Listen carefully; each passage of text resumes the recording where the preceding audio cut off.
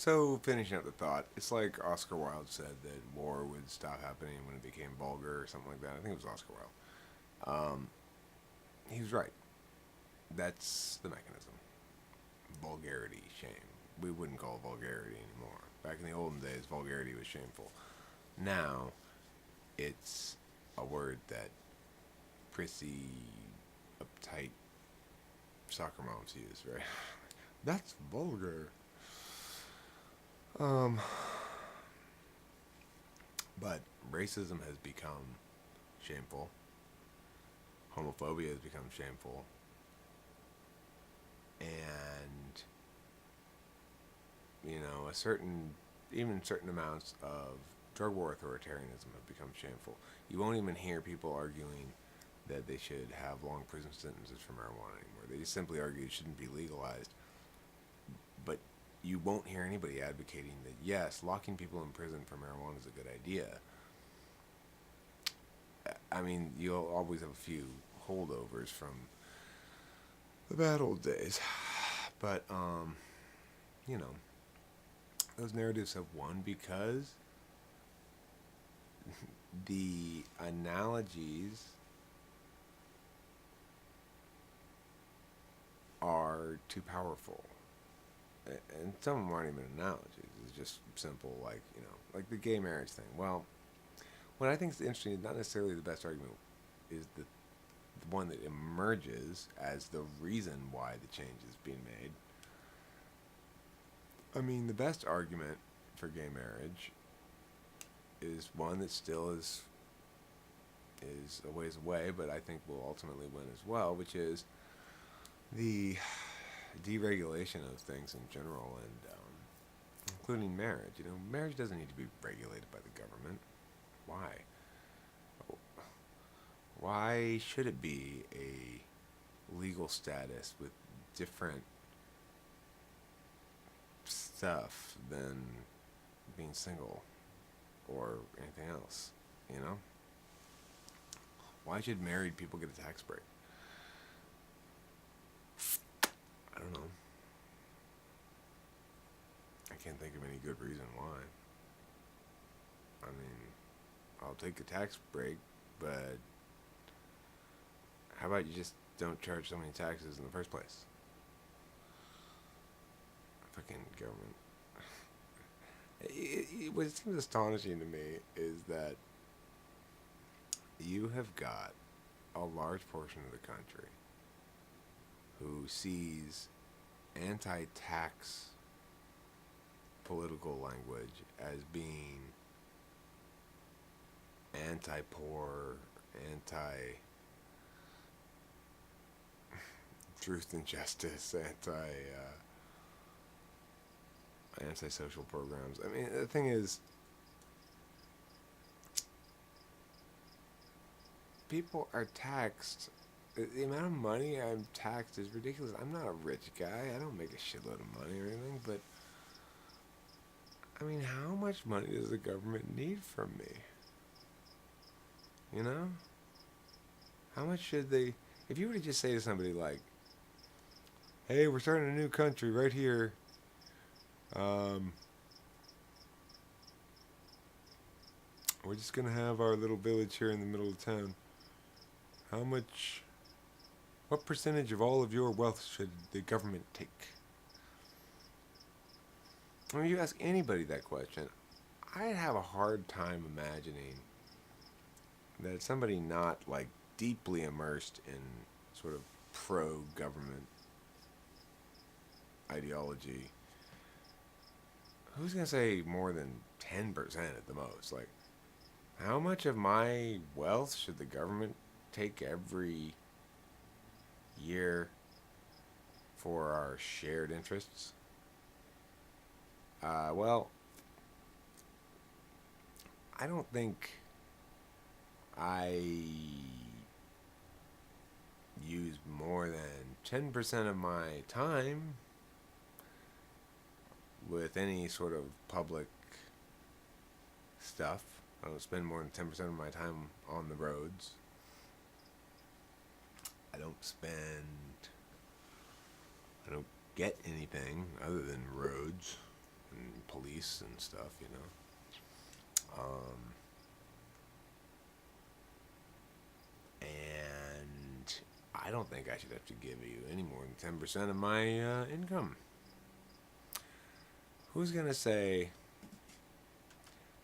I think you should take 30% of my income? I think 30% is perfect. Very rich person, maybe. But, you know, if you do a sort of a Rawlsian veil of ignorance thing, imagine you're floating out in space and you don't know what planet you're going to end up on and what sort of world it's going to be. And you're deciding on rules for taxation. You wouldn't think to yourself, well, I might be poor and I might want to live in a country that taxes the rich very heavily so that I can get some social programs. In my mind, you'd think, like, if you could pop onto Earth already fully an adult, you'd think to yourself, hell no, I don't want to take 10% of my money. Maybe 5%.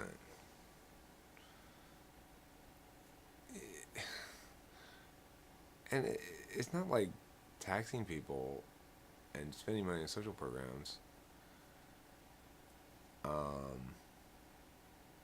really solves anything. I don't think.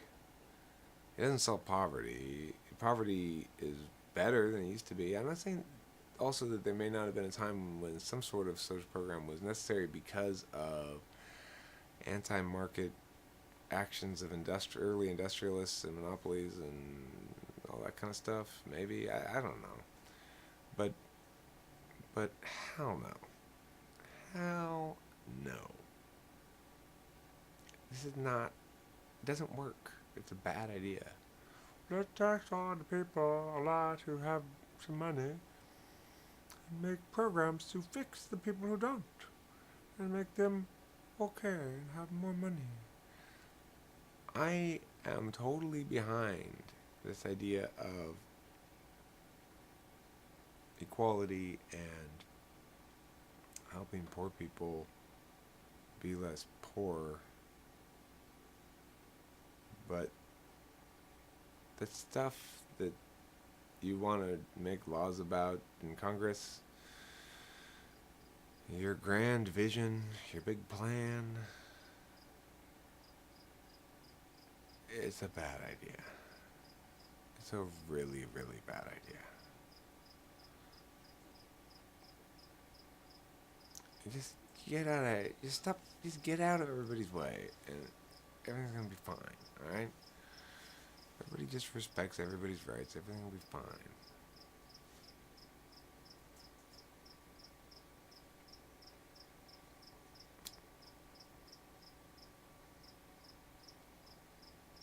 Where was I heading on this one before I got tangenty? The reason I wanted to start this one again was because I wanted to finish my previous thought about what? I don't remember. I have no idea what I even started this video about. Oh, it's so late. I need to go to bed. I'm tired.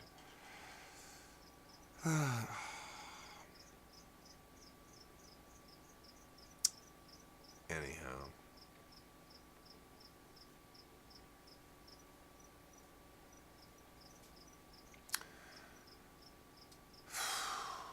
What did we talk about tonight? Truth is the property of a closed system, namely relying upon consistency. What's compelling question is, what is consistency measuring exactly? But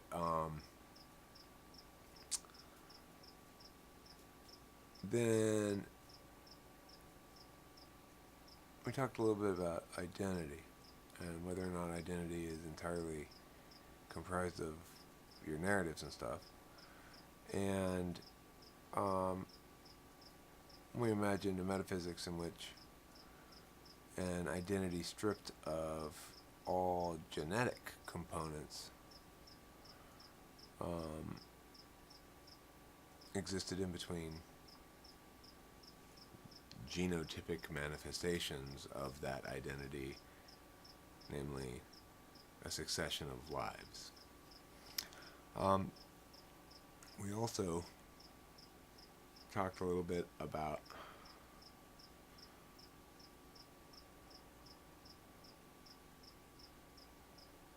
what the hell were we talking about in this last one? No, something about truth being a jumping off point, yada yada yada.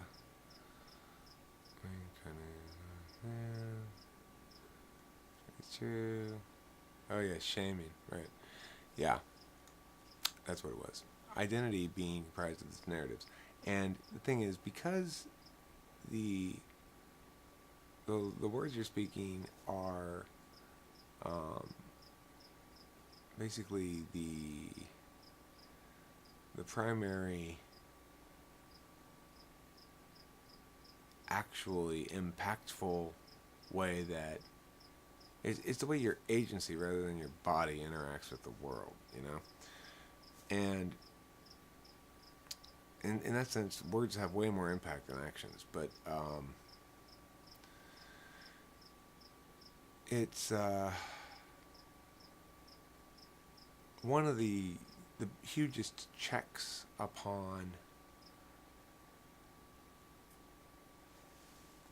assertions of bad positions is the fact that each agent wants to be accepted by other agents and liked. And in fact, it's a primary motivation for a lot of behavior, speech, creating things. I don't know what my motivation is here, but is affirmation, right? The affirmation of other agents. Again, it's sort of a game thing, right? You're trying to win something, or at least, and even non-competitive people, like, you know, my wife typically doesn't like this framework thing I do where I talk about things as being competitions. But that's all it is a framework thing that I'm doing, and the purpose of it is to drive home the point that, you know, we are all creatures of ego to some extent or another, and we gauge the legitimacy of our identities and our words to the extent that those two things are distinct both, and the legitimacy of our abstract model if you're at that stage yet where you're